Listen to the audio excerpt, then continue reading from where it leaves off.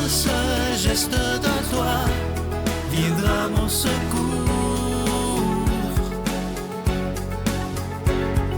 Viens semer dans mon âme le grain de l'amour. Je traverse un désert et je meurs de soif. Montre-moi le mystère qui garde la foi.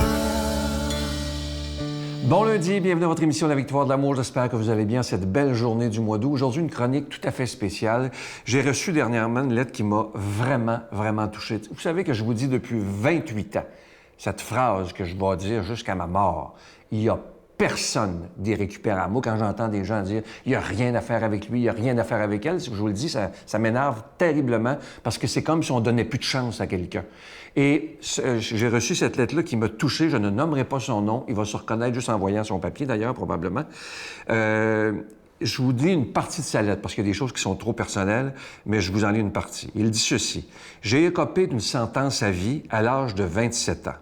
Depuis trop d'années, je me cherche. Je cherche l'amour, ce qui se fait rare en prison, en plus de nager dans la honte et les regrets. J'ai traversé tellement de dures épreuves depuis, et mon seul réconfort dans les moments les plus sombres, c'est ma Bible. Je suis devenu croyant et pratiquant, même si j'ai été baptisé seulement depuis mon entrée en prison. Au début, ça a été très difficile d'accepter que je passerais peut-être le reste de ma vie en dedans. J'ai voulu en finir avec ma vie, mais le prêtre qui était en fonction où j'étais à l'époque a très bien fait de m'en dissuader. Il a trouvé les bons mots au bon moment pour me garder en vie. Il m'a donné ma première Bible. En plus, il m'a fait une place comme musicien pour louanger le Seigneur à toutes les messes. J'ai toujours aimé chanter et jouer de la guitare et dernièrement, je me suis amusé à enregistrer mes chants liturgiques préférés, en plus de 4 compositions. Bon, là, il me dit qu'il me fait parvenir son CD qui est absolument magnifique. J'ai écouté ça l'autre fois dans mon auto et je me dis, mais mon Dieu, qu'il y a du talent. Et si je vous lis cette lettre-là, c'est... je vous lis le reste. Il me dit ici, à la fin, « J'ai longtemps été un être narcissique et égocentrique en posant ce geste. Je travaille sur mon cheminement personnel. Avec l'aide de Dieu, j'apprends à être plus généreux et à partager quand l'occasion se présente. » Et là, il continue. Et je dois vous dire que cette lettre, elle m'a touché, mais terriblement. C'est quelqu'un qui reconnaît la faute qu'il a faite. C'est exactement l'enfant prodigue. Quand on lit l'enfant prodigue, il a tout dépensé l'argent de son père, il a fait des affaires épouvantables et son père le reprend. Et quand je vous dis qu'il n'y a personne d'irrécupérable, cet homme maintenant qui fait du bien autour de lui, même s'il est en prison, il est probablement plus libre que beaucoup de gens qui ne sont pas en dedans, mais qui sont pognés ici. Donc, vous savez, là, pognés comme faux. Moi, je connais des gens qui ont fait de la prison très longtemps et ils me racontaient que j'étais plus libre dans mes barreaux que je le suis présentement à l'extérieur, parce qu'il y a tellement de contraintes, mais il ne faut jamais juger quelqu'un. Moi, quand je vois quelqu'un comme lui, je n'aimerais pas son nom, j'ai manqué de le nommer, qui prend la peine de m'écrire, et moi, si vous saviez comment ça me fait plaisir, lorsqu'il me dit un peu plus loin dans la lettre, qu'il écoute l'émission à tous les jours. Ça me touche de savoir que l'émission La Victoire de l'amour rentre dans des endroits qui sont des prisons. Alors moi, je vous demande de prier pour ces gens-là. Et ce sont des gens qui ont fait des erreurs graves, souvent. Mais, comme je vous le dis, il n'y a personne d'irrécupérable. Et je sais qu'il sait à qui je m'adresse. Cher ami, on ne se connaît pas, mais je te salue et merci aussi pour ton CD parce que tu as un très, très beau talent. Notre Père qui es aux cieux, que ton nom soit sanctifié, que ton règne vienne, que ta volonté soit faite sur la terre comme au ciel. Donne-nous aujourd'hui notre pain de ce jour.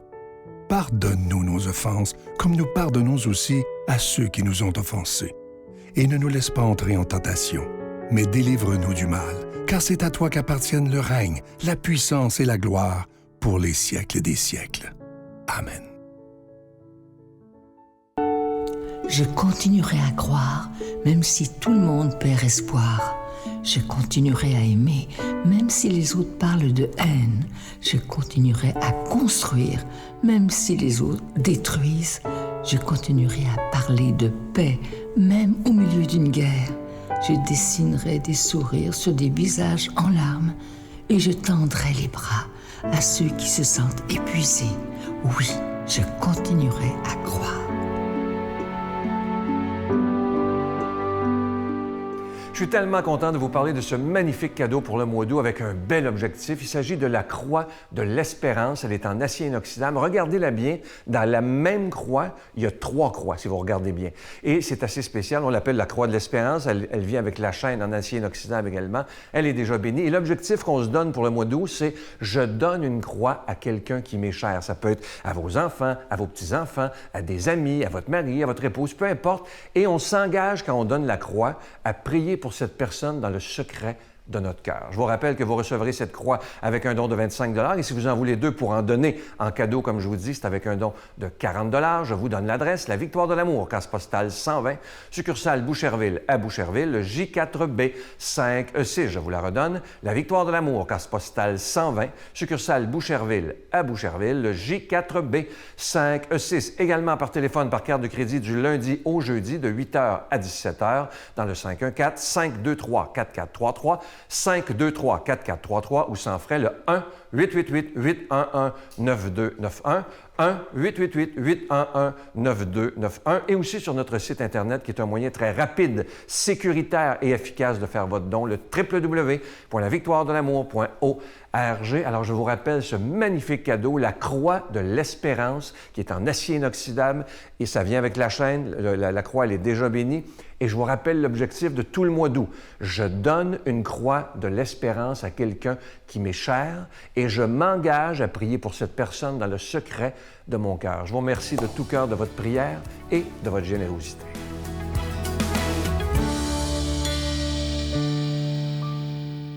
Mon Dieu, donnez-moi la sérénité d'accepter les choses que je ne peux changer, le courage de changer les choses que je peux et la sagesse d'en connaître la différence. Amen. Aujourd'hui, la parole de Dieu est proclamée par notre ami, l'abbé David Vincent.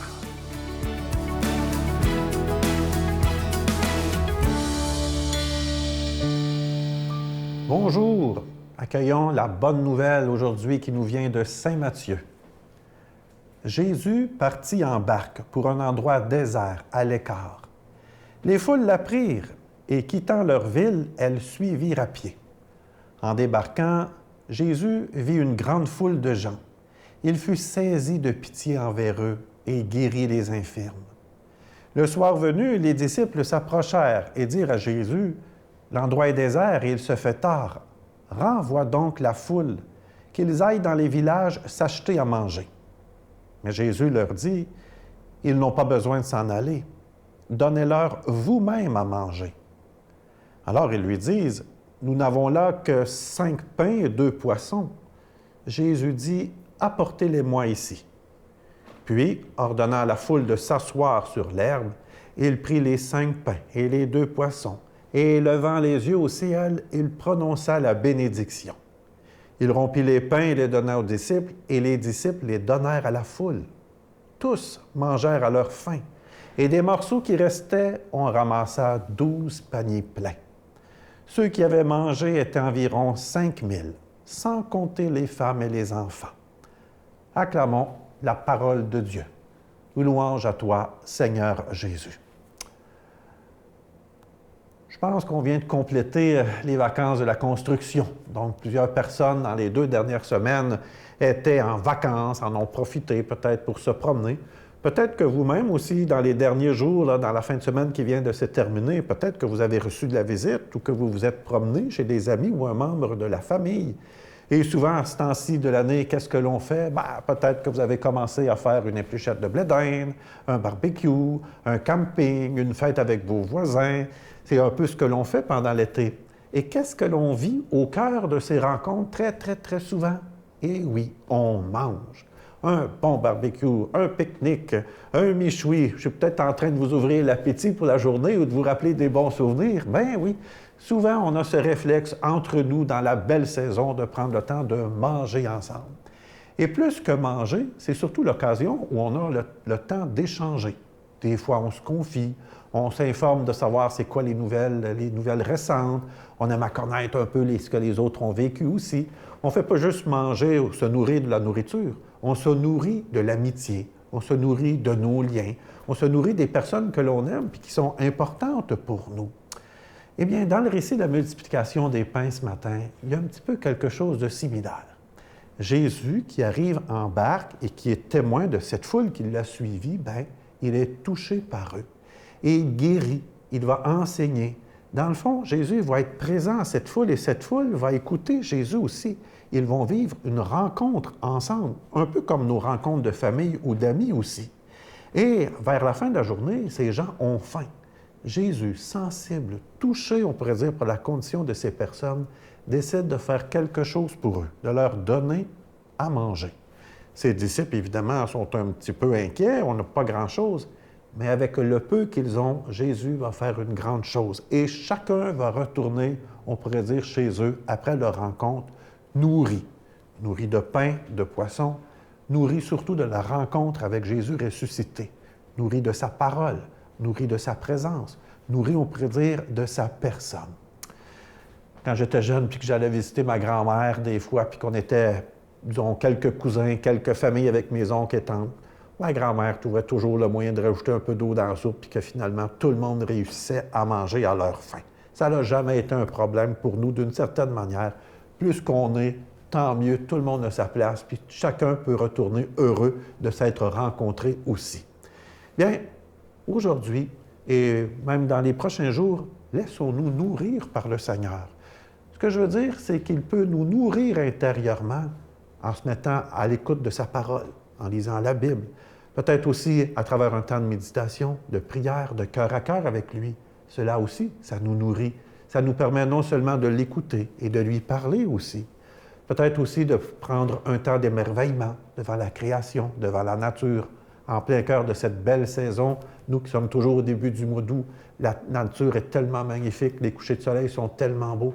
Cela nous fait du bien aussi, cela vient nous régénérer aussi. Peut-être aussi que l'Eucharistie, aller communier à la présence du Christ, est une manière aussi de se nourrir intérieurement.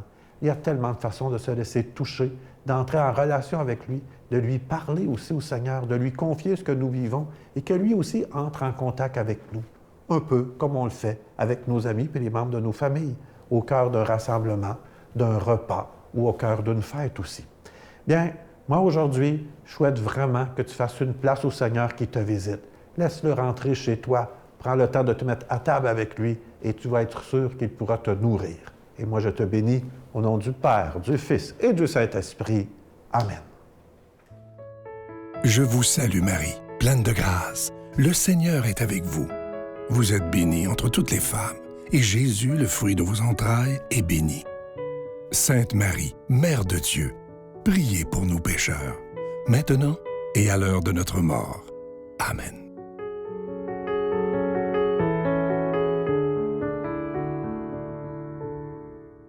Aujourd'hui, après ce que je vous ai parlé tantôt, ce que j'aimerais, c'est nous inviter, moi le premier, à prier pour tous ces gens qui ont fait des erreurs parfois extrêmement graves, que certains diront qui sont impardonnables, mais avec le Dieu de Jésus, tout est possible. Lorsqu'on se repent, lorsqu'on dit « Seigneur, je te demande vraiment pardon du mal que j'ai fait », et surtout quand on le reconnaît. Ça, c'est très important dans la démarche. Ça, c'est, tu sais, quand je vous dis qu'il n'y a personne d'irrécupérable, mais il faut que la personne le reconnaisse, que l'erreur, elle est extrêmement grave.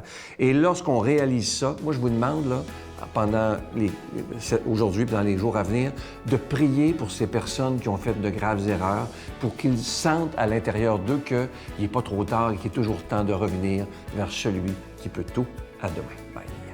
Si on dit que c'est une maladie qui est irréversible, qui est progressive, puis qui est mortelle. Ouais. Tu sais, ça, c'est... On dit la prison, la folie ou la morgue, là, c'est vraiment vrai. Si tu m'aimes, je m'en fous du monde entier. Tant que l'amour inondera mes matins,